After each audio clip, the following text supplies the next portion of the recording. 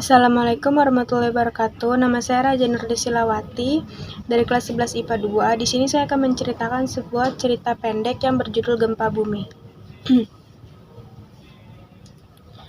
Pada siang hari sepulang sekolah, aku hendak beristirahat dan langsung pulang ke rumah. Sesampai di rumah, aku menyadari tidak ada orang di rumah, hanya aku sendiri. Begitupun aku tertidur. Aku tertidur di sofa begitu lama, sampai tak sadar ketika aku terbangun, aku melihat pohon-pohon bergoyang dan orang-orang pada berteriak, lari ke sana kemari. Awalnya aku tak menyadari bahwa itu gempa, sampai pada akhirnya pohon-pohon bergoyang begitu kencang. Sampai akhirnya aku menyadari bahwa sekarang terjadi gempa. Aku melihat keluar rumah, orang semua berlari ke sana kemari tunggang langgang. Aku pun ikut berlari sambil berteriak, "Gempa, gempa!" Sampai pada akhirnya aku menemui seorang kakek-kakek. Ia berjalan seperti kesakitan dan memegangi kakinya. "Kakek, kakek kenapa?" Aduh, kaki kakek sakit. Wah, kaki kakek berdarah. Ini harus dibawa ke rumah sakit loh, kek.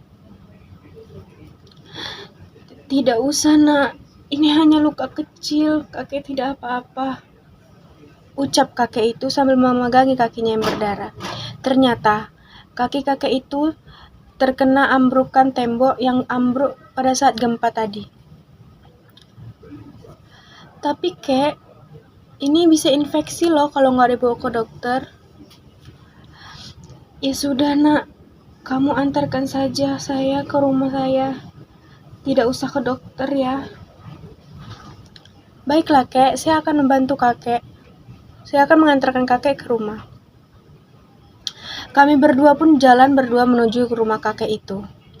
Pada saat di perjalanan, kakek itu bercerita, "Nak, baru kali ini kakek mengalami gempa yang sedahsyat ini sampai mengambrukkan sebuah tembok.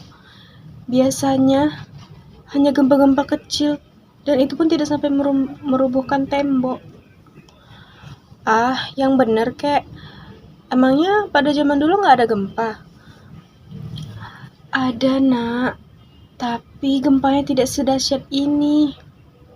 Sebenarnya, gempa ini terjadi karena kemarahan yang di atas untuk menegur kita agar kita tetap mempersiapkan diri akan adanya hari akhir."